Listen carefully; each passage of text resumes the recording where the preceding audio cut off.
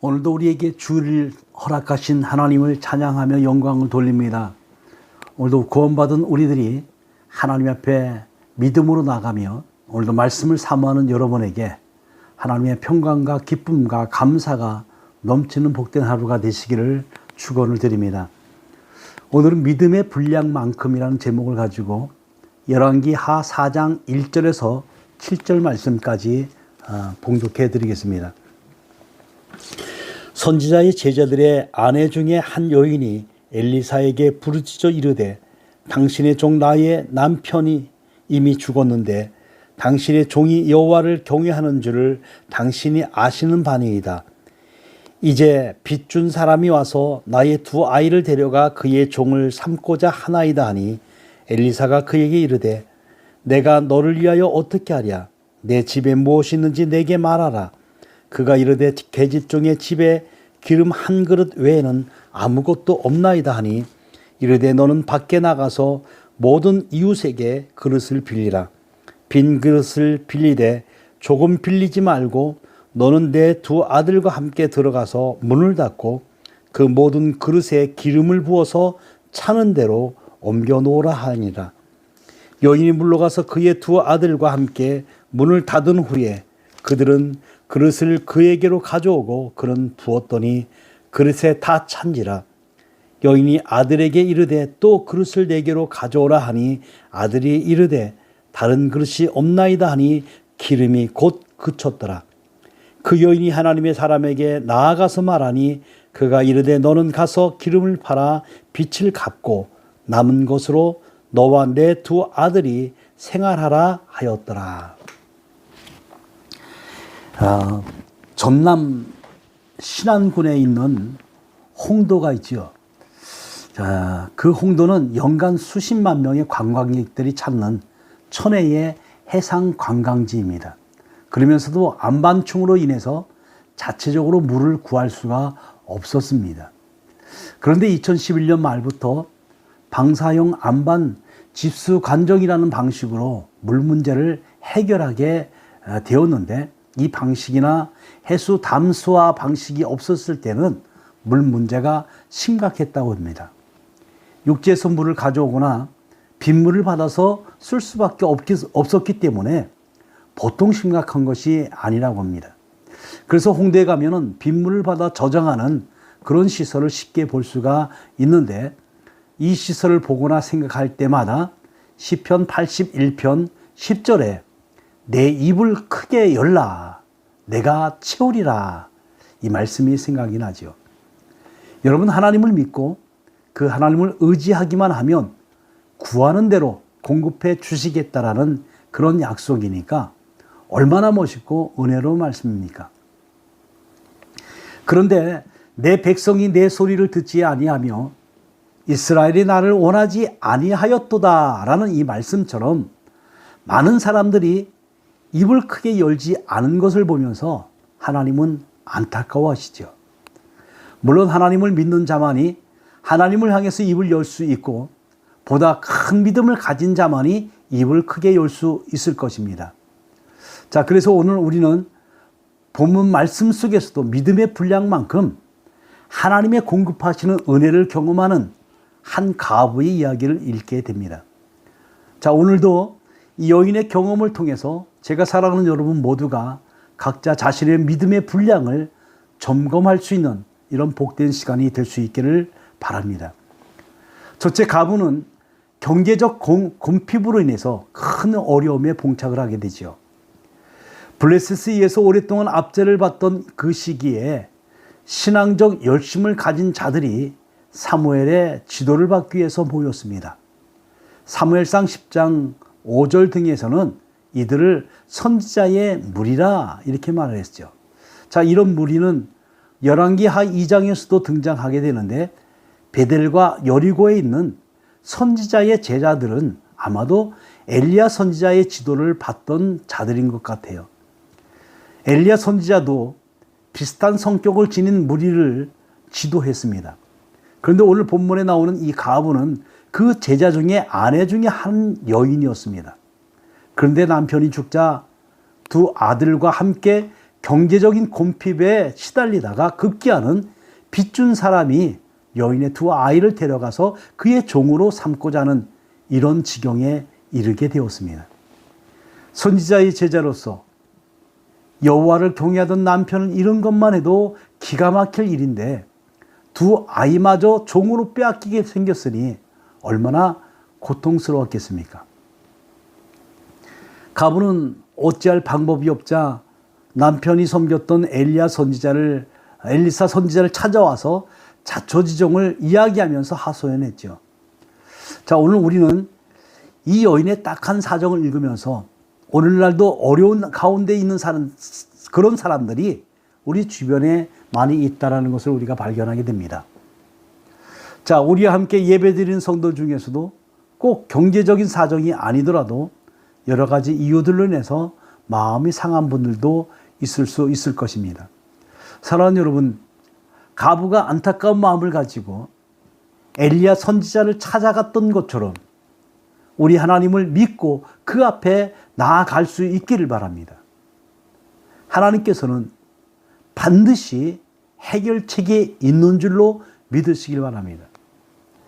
둘째, 가부는 믿음의 분량대로 큰 은혜를 입게 되었죠. 엘리사 선지자는 죽은 제자의 아내가 찾아와서 현재 당하고 있는 고통을 말하니 내가 너를 위하여 어떻게 하랴? 내 집에 무엇이 있는지 내게 말하라. 이렇게 말했죠.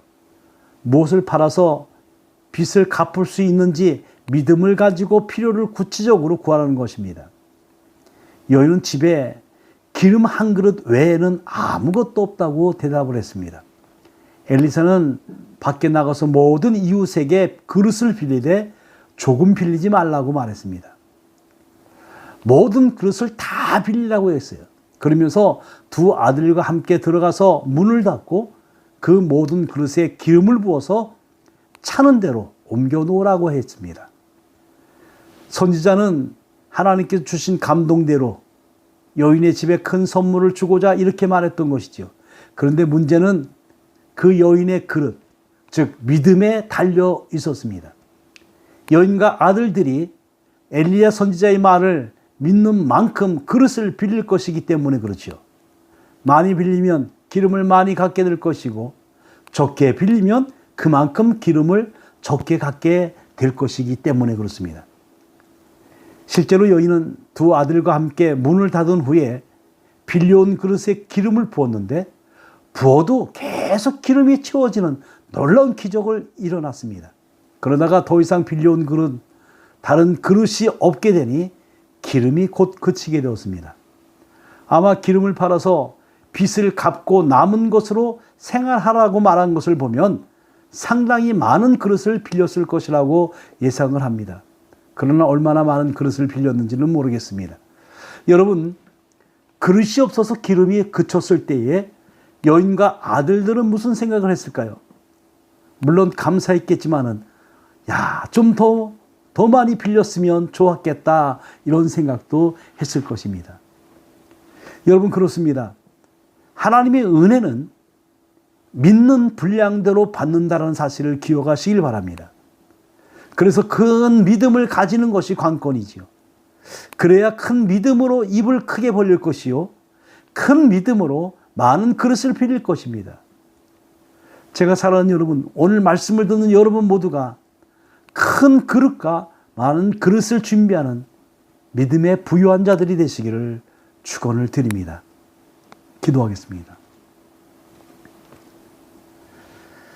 자비로우신 아버지, 감사합니다. 오늘 엘리사를 통해서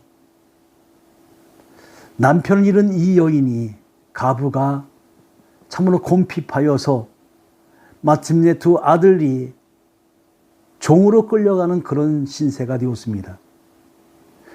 그래서 엘리사를 찾아갔고 엘리사에게 도움을 구했던 그 여인에게 엘리사는 그릇을 준비하라 하였고 그 모든 그릇을 이웃에게 빌려와서 이제 가지고 있는 그릇 기름을 채웠더니 가득 채워지는 역사가 있게 되었습니다. 하나님, 오늘날 이 땅에서도 우리가 믿음의 그릇을 준비하여서 하나님의 은혜를 경험하고 체험하는 역사들이 있게 하여 주시옵소서. 오늘도 하나님, 우리 삶 속에 함께 하신 하나님, 믿음의 주님을 바라보면서 나아갈 때에 하나님, 날마다 주님이 주신 은혜가 채워지는 역사가 있게 하여 주시옵소서. 예수 그리스도의 이름으로 기도드리옵나이다. 아멘. 주의 보좌로 나아갑니다. 주의 얼굴을 바라봅니다. 두 손을 들고 겸비함으로 하나 되어 주께 나아갑니다. 주의 은혜에 목마릅니다. 주의 음성을 사모합니다. 두려워 말라 평안하라 강건하라 강건하라. 하늘의 문 열어주소서. 주의 긍휼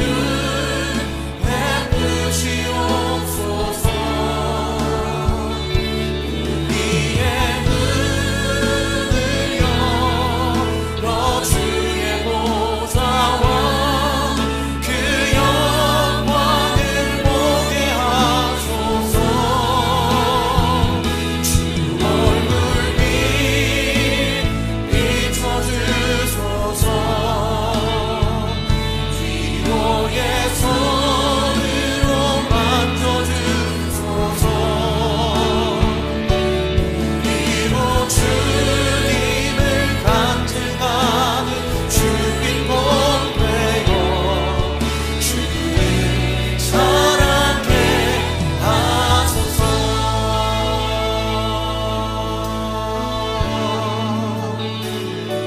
주의 보좌로 나아갑니다. 주의 얼굴을 바라봅니다. 두 손을 들고요. 두 손을 들고 겸비함으로 하나 되어 주께 나아갑니다.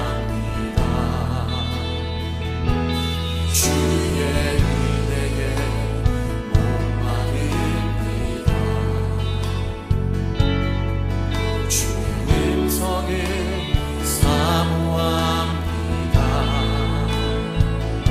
두려워 말라